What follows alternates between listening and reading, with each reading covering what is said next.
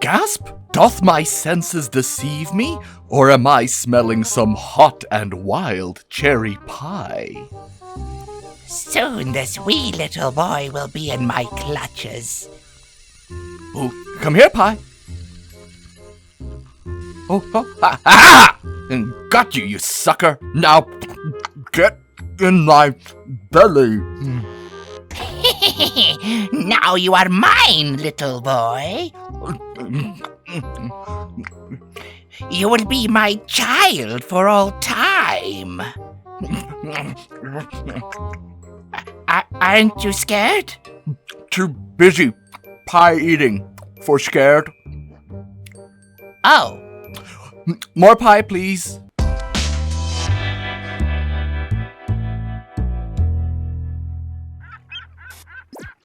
Well, seeing as I got some time to kill, whilst I await more pie, Snot-nosed blue little brat. I want to talk about one of my favorite modern spooky films. One that ticks every box of what makes a good ghost story. Spooky location? Check. Dread and foreboding? Check. Mystery, atmosphere, and style? Check, check, and check. So when I say The Woman in Black from 2012 is a wondrous gothic piece of entertainment, you can bet your sweet bippy that I mean what I say. The Woman in Black started its life as a novel by author Susan Hill in 1983, and within its first decade of existence was adapted first into a stage play in 1987, and then into a made-for-TV film in 1989. You know the Drablow estate? Mr. Drablow was a China trader. He died out east. Now his widow has just passed away. But we're here to talk about the 2012 version, produced by a whole bunch of companies. But the one I want to talk about is Hammer Film Productions. Hammer Films was, or sorta still is, considered to be one of the true kings of Gothic horror, starting in the 50s with science fiction. 3 men went into outer space. Only one of them came back.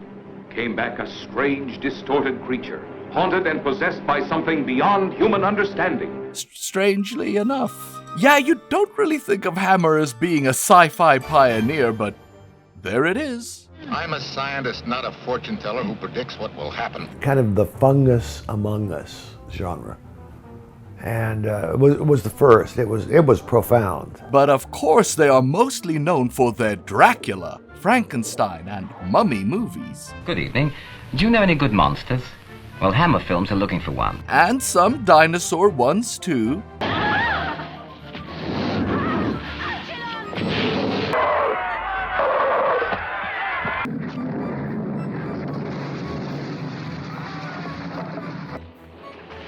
What the hell is even that? But a good rule of thumb, if it stars either Peter Cushing or Christopher Lee, it was probably closer to the horror side of the Hammer spectrum.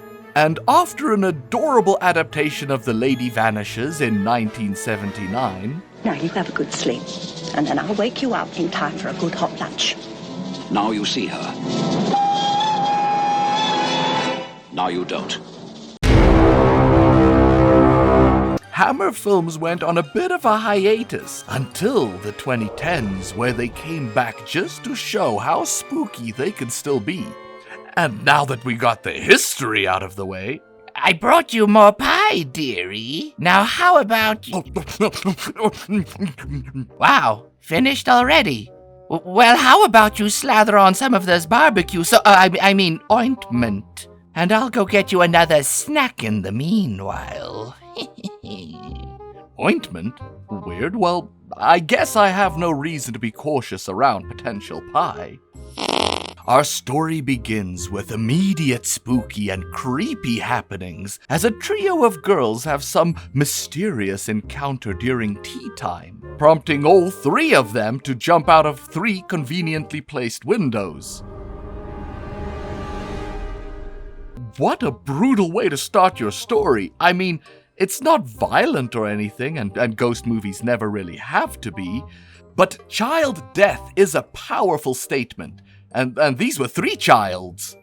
But after some smoky credits, we get introduced to our protagonist, Arthur Kipps, played by Daniel Radcliffe, who is clearly a young man of great woe and troubles, with bills piling up, a dead wife, a young child, thoughts of getting a really close shave.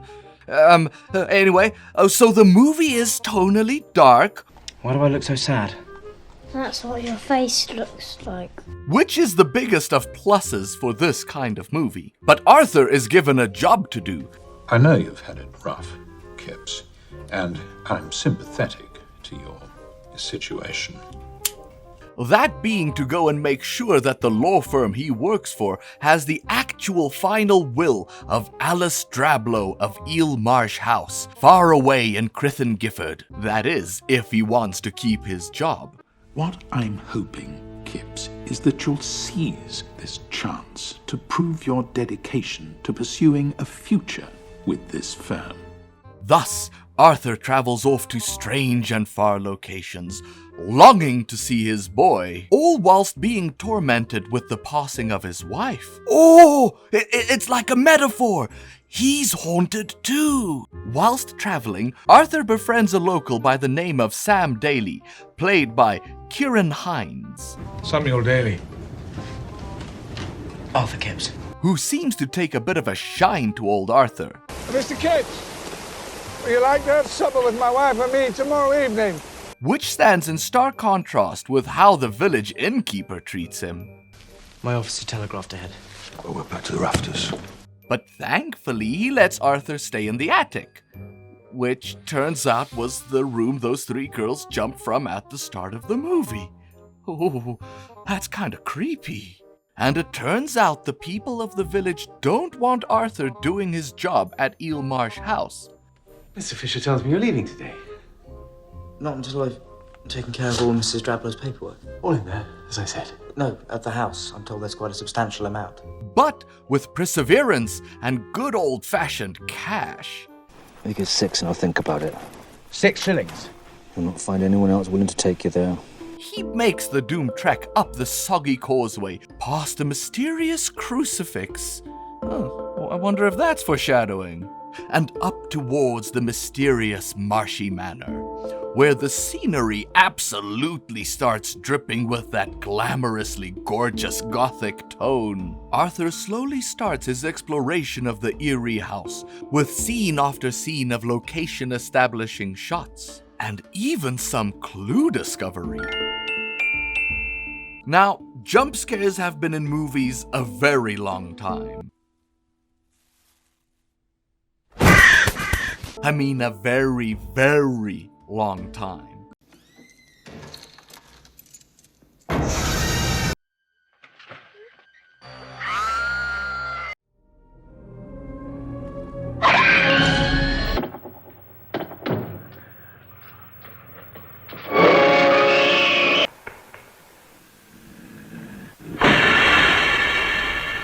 And the woman in black does have a couple of these, which I mostly don't mind. Mostly.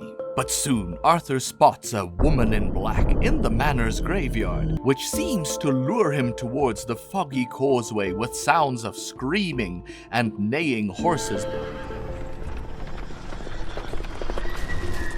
Before he briefly sees a carriage sinking into the mud. But when he tries to report what he's seen, he's simply met with disbelief and shock. No one has used 9 Lives Causeway for years, sir. Not since the little Drablow boy was drowned in the marshes. See, this is why I love these types of stories. I just really enjoy the formula of, hey, I saw something mysterious over there. Mysterious? That's impossible. Nothing mysterious has ever happened there. Not since that other mysterious thing happened. Mysterious? Oh, and some kids want to come talk to the constable too. What happened, Victoria? Did something bad happen? She drank some lye. It's gonna be all right, darling. Just let me look at you. Oh, another child death. Constable! I wonder if child death will be one of those film motif things I hear so much about. And of course, we learn of even more child death. I'm just bidding my son Nicholas goodbye. My condolences, Mr. Daly. As Arthur meets up with Mr. and Mrs. Daly for dinner. Say hello to Mr. Gibbs. Hello. Child death being a bit of a touchy subject. Nicholas loved to sketch too. He still does. Elizabeth. He wants to draw you a picture. Which does lead to us learning of both Arthur and Mr. Daly's view on spiritualism. You don't believe in this spiritualism stuff, do you? I didn't. Since my wife passed away, I don't know. In a way, it's a paternal relation, but you have to understand that the man is in denial as well. He hasn't fully faced up to his own grief and history. This period and history being quite known for its boom in seances, spirit photography, and whatnot.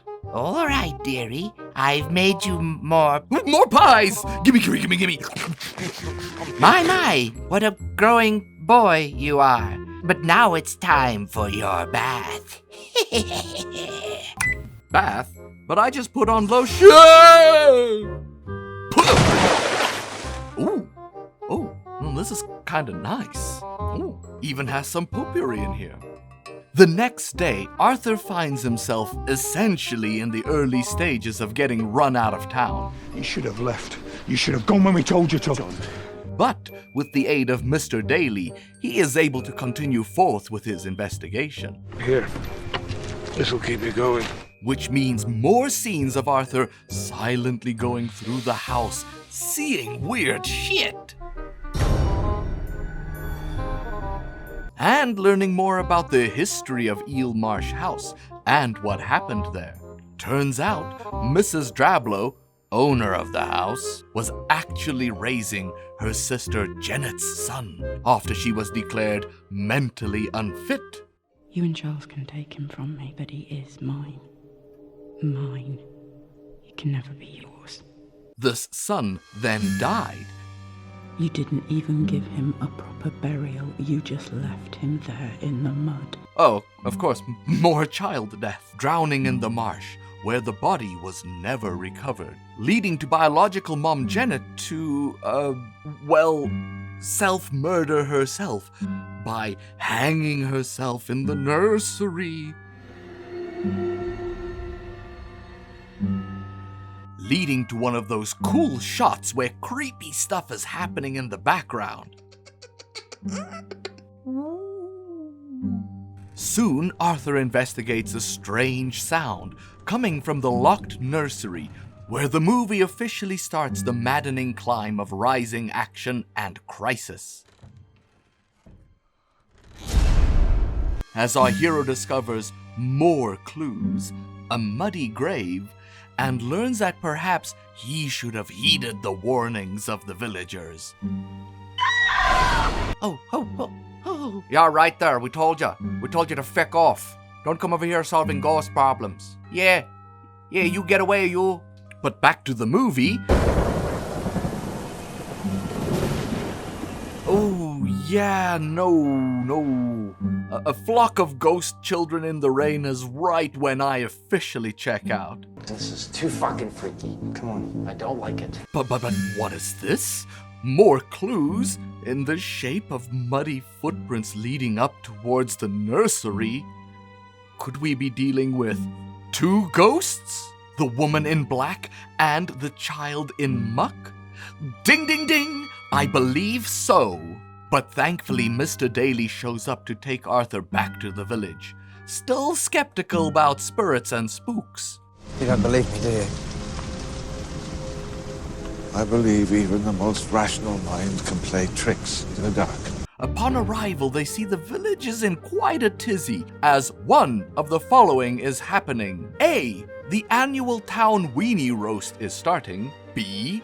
Guar and Lordy are having a double bill show. C. More child death. Pick your answers now. The answer was C. But this time, Arthur witnesses the mysterious woman in black at the scene, doubling his resolve regarding the mystery at hand. Something that Mrs. Daly sheds even more light upon. You've seen her, haven't you? She was there this morning in the fire. And here is one of my very few, very serious criticisms regarding this movie. Why, oh why, during this exposition, did you have to go and f*** with Mrs. Daly's voice? She makes us do it. She makes us. They took her boy away, so now she takes us. This double voice fake spooky shit will almost always be detrimental to your final product. She saw you. She saw you. Either just dub a child voice over this, or just Janet McTeer's voice. Simplicity is better, and the growly snarl is even worse. Ew. But anyway, thus Arthur convinces Mr. Daly to help him reunite the bodies of the dead child and Janet. But instead of just burying the boy immediately, let's get it over with. Arthur flexes his spiritualism knowledge to guide the souls together using toys and birthday cards. They're lost. They need to find each other. O spirits from beyond the dead, we bring you these things that we believe you had once used. Yes, an old cell phone charger and some paper clips. We believe these were close to you because they were found within your office. Which kinda works, and in turn also spooks the crap out of Mr. Daly. And here we are at big, lame piece of beyond normal criticism number 2 for The Woman in Black. The damn shrieking in your face.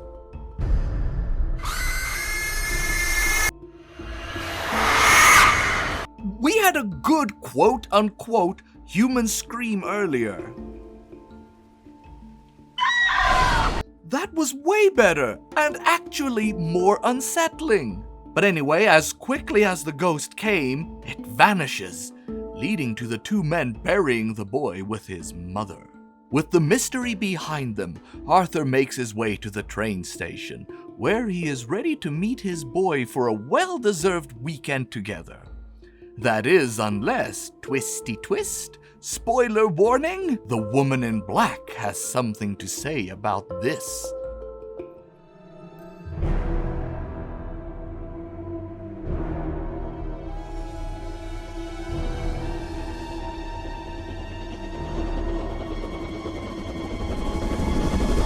Oh God! Are they? Oh yeah, they're dead.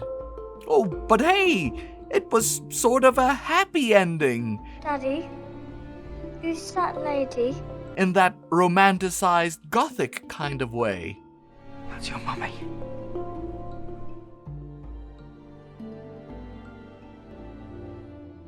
And we cut to black as our story ends. Now, The Woman in Black is a great movie, a fantastic film directed by James Watkins, with the screenplay being written by Jane Goldman. I think it does exceedingly well on pretty much all fronts. She makes us do it. Yeah, just not those. But the color and the style of it, every costume and set is like a chef kiss of goodness. I'm sorry, I must look a bit of a mess. The house itself, although we don't see so much of it, is amazing. I think the locations are very much characters in their own right. I mean, we scoured all over the country to try and find the right house, and we found this beautiful house in Peterborough, which we degraded. Oh, and the countryside, it's so gloomy and it's so bleak. And the music and the sound, I just love it.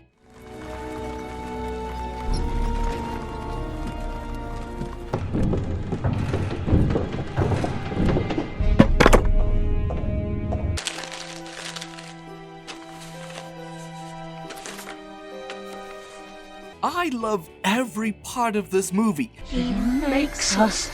Yeah, except these two, I already said. But other than that, I adore it. It gives just the right mood for me to want to get all snug under a blanket, drink hot tea, and watch silently as Daniel Radcliffe slowly goes through a stack of papers as he discovers bit by bit the grim history that surrounds him.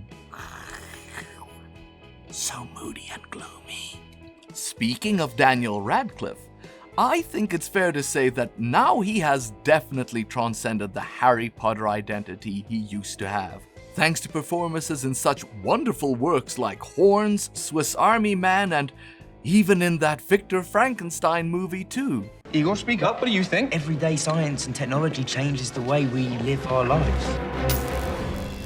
Which I like in a weird and strange way. Well said, that man. But Deathly Hallows Part 2 came out just the year before The Woman in Black, and even at that time, I was skeptical. Could this 20-something-year-old convince me of his dadness and sorrowfulness? In the end, yes. Yes, he did. But I also want to give props to all the other actors.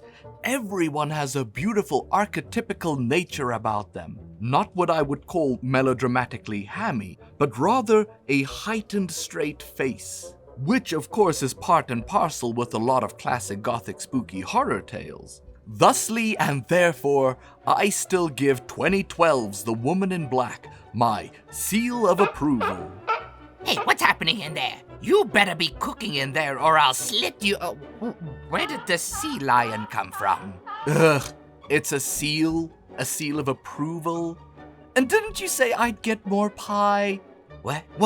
How is it that you are not boiled to death yet? Oh, well, I mean, I'm not really in any danger, I think. I mean, I'm not even actually on the same layer as the cauldron or the fire. Same? What do you mean, same layer? You know what? No. Just forget it. Please get out. Please. I want nothing to do with this meta kind of humor. Oh, but I was gonna get more pie. No. Out, and stay out. I swear, little lost children in the woods are getting weirder and weirder every... And don't forget to like and comment down below. My voice. What's happening to my voice? You won't get away with this. And don't forget to subscribe to Beyond Normal for a spooky good time.